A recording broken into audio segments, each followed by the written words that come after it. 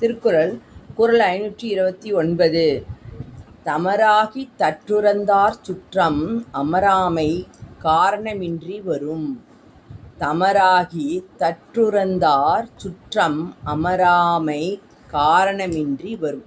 இந்த பாட்டுடைய விளக்கம் என்ன அப்படின்னா, முன் சுற்றத்தாராக இருந்து பின் ஒரு காரணத்தால் பிரிந்தவரின் உறவு அவ்வாறு அவர் பொருந்தாமல் இருந்த காரணம் நீங்கிய பின் தானே வந்து சேரும்.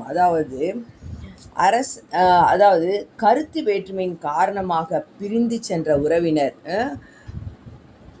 அவ்வேற்றுமை நீங்கிய பின் மீண்டும் தானே வந்து உறவினரிடம் சேர்ந்து விடுவர். அதுதான் இந்த பாட்டுடைய விளக்கம். முன் சுற்றத்தாராக இருந்து பின் ஒரு காரணத்தால் பிரிந்தவரின் உறவு அவ்வாறு அவர் பொருந்தாமல் இருந்த காரணம் நீங்கிய பின் தானே வந்து சேரும்.